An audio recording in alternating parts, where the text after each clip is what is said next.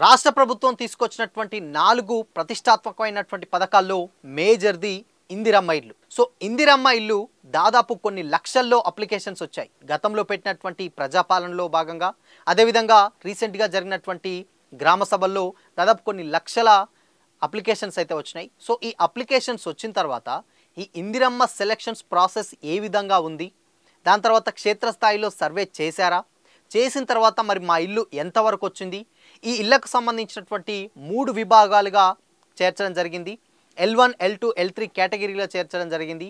మరి మా ఇల్లు ఏ కేటగిరీలో ఉంటుంది అని తెలుసుకోవడానికి చాలామంది కూడా చాలా ఆందోళనలో ఉన్నట్లయితే తెలుస్తుంది. అదేవిధంగా చాలా కన్ఫ్యూజింగ్గా ఎవరిని సంప్రదించాలి, ఏ అధికారులను కలిస్తే మాకు ఈ డీటెయిల్స్ తెలుస్తాయని కూడా చాలామంది అనుకుంటా ఉన్నారు. సో ఈ టైంలోనే ప్రభుత్వం ఒక ప్రతిష్టాత్మకమైనటువంటి ఒక వెబ్సైట్ని తీసుకొచ్చి మీ ఇల్లు ఏ స్టేటస్లో ఉందో తెలుసుకోవాలి అనుకుంటున్నారా? సో తెలుసుకోండి అని చెప్పేసి ఒక సైట్ అయితే ఇవ్వడం జరిగింది.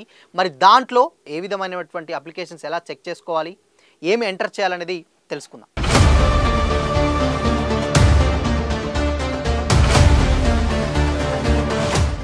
నమస్తే, వెల్కమ్ టు దిశ టీవీ. రీసెంట్గా ఇందిరమ్మ ఇళ్లకు సంబంధించినటువంటి సర్వే అయితే చాలా గ్రామాలలో జరిగిన తర్వాత వచ్చినటువంటి అధికారులు ఒక యాప్లో వాళ్ళ డీటెయిల్స్ని ఫిల్ చేశారు. ఏఐ మానిటరింగ్ చేస్తుంది. సో దీంట్లో భాగంగానే హైదరాబాద్లోనే క్షేత్రస్థాయిలో శాటిలైట్ ద్వారా ఈ ఇళ్ల ప్రక్రియ మేము మానిటరింగ్ చేస్తామని కూడా చెప్పడం జరిగింది.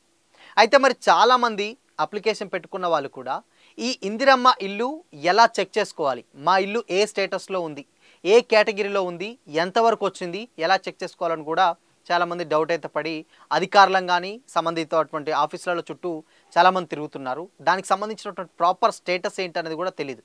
అయితే దీంట్లో భాగంగానే రాష్ట్ర ప్రభుత్వం ఒక ప్రతిష్టాత్మకమైనటువంటి ఒక వెబ్సైట్ని తీసుకొచ్చి ఈ ఇల్లు ఏ కేటగిరీలో ఉంది, ఏ స్టేటస్లో ఉందని తీసుకొచ్చి ఒక వెబ్సైట్ని అయితే తీసుకురావడం జరిగింది. ఇప్పుడు ఆ వెబ్సైట్ ద్వారా ఎక్కడికి వెళ్లకుండా మనం ఉన్న చోటనే మన దగ్గర మన సొంత స్మార్ట్ ఫోన్ ఏదైతే ఉందో దాంట్లో గూగుల్లోకి వెళ్ళి ఈ వెబ్సైట్ని కొడితే దానికి సంబంధించినటువంటి డీటెయిల్స్ తెలుస్తాయి. ఆ వెబ్సైటే https://indirammaillu.telangana.gov.in.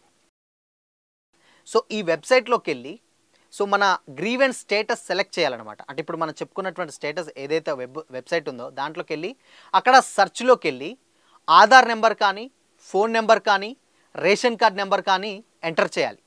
ఎంటర్ చేయగానే అప్లికేషన్ సంబంధించినటువంటి అన్ని డీటెయిల్స్ కనిపిస్తాయన్నమాట.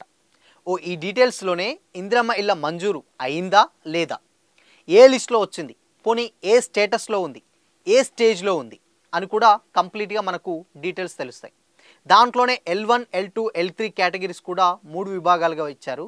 సో మరి మనం అప్లికేషన్ పెడితే మన ఇల్లు ఏ స్టేజ్లో ఉంది, L1 అయితేనేమో సొంత స్థలం ఉండి ఇల్లు లేకుంటే L1, మరి L2 అయితేనేమో సొంత స్థలం లేదు, సొంత ఇల్లు లేదు, రెండు లేవు, అది L2. మరి L3 వచ్చేసరికి కిరాయిలో ఉండే వాళ్ళు అదేవిధంగా అద్దె ఇంట్లో ఉండే అది పెంకుటిల్లు, రేకులిల్లు ఏదైతే ఉన్నాయో వీళ్ళకి సంబంధించినటువంటిది L3. మరి మీ యొక్క అప్లికేషన్ కూడా ఇప్పుడు ఆ వెబ్సైట్లోకి వెళ్ళి మీ Aadhaar or phone number or ration card number ఏదైనా కానీ అందులో క్లిక్ చేసి, అంటే ఆ యాప్లో అది ఆ వెబ్సైట్ దాంట్లోకి వెళ్ళి క్లిక్ చేసి మన డీటెయిల్స్ ఫిల్ చేయగానే మన ఇల్లు ఏ స్టేజ్లో ఉంది, పోనీ మంజూరు అయింది, కాలేదంటే కాలేదు, లేదు అని అంటే ఏ కేటగిరీలో ఉంది, L1 కేటగిరీ ముందుగా ఇస్తామన్నారు, పోనీ కేటగిరీ కూడా సెలెక్ట్ చేసుకోవచ్చు, L1లో ఉంటే తొందర వస్తుంది. బట్ ఇవన్నీ ఈ డీటెయిల్స్ అన్నీ కూడా కంప్లీట్గా ఈ వెబ్సైట్లోకి వెళ్ళి తెలుసుకోవచ్చు అనమాట. ఇన్ కేస్ మీ దగ్గర స్మార్ట్ ఫోన్ ఒకటి ఉండుంటే మీరున్న చోటనే అందులోకి గూగుల్లోకి వెళ్ళి ఆ వెబ్సైట్ని క్లిక్ చేసి ఎంటర్ చేసి దాంట్లో మీ రేషన్ కార్డ్ కానీ, ఫోన్ నెంబర్ కానీ, లేదంటే ఇన్ కేస్ మీకు సంబంధించినటువంటి డీటెయిల్స్ మెన్షన్ చేస్తే దానికి సంబంధించినటువంటి డీటెయిల్స్ కంప్లీట్గా అందులో కనిపిస్తాయి అన్నమాట. దాన్ని బట్టి మీ ఇల్లు వచ్చిందా రాలేదా, మంజూరైందా లేదా, పోనీ ఏ స్టేటస్లో ఉంది అని తెలుసుకోవచ్చు. ఇంకెవరి దగ్గరికి వెళ్ళాల్సిన అవసరం లేదు. సో ఇన్ కేస్ మీకు ఏమైనా డౌట్ కనుక ఉంటే ఇక్కడ మీకు కింద ఇక్కడ ఆల్రెడీ డిస్ప్లేలో మీకు ఆ వెబ్సైట్కి సంబంధించినటువంటి ఆ నేమ్ ఏదైతే ఉందో అది మెన్షన్ చేస్తాం. దాంట్లోకి వెళ్ళి మీరు మీ ఇల్లు యొక్క స్టేటస్ని అయితే ఇందిరమ్మ ఇల్లు అప్లికేషన్ చేసుకున్నటువంటి లబ్ధిదారులు ఎవరైతే ఉన్నారో వాళ్ళు కంపల్సరీ ఈ వెబ్సైట్లోకి వెళ్ళి మీ యొక్క స్టేటస్ని చెక్ చేసుకోండి.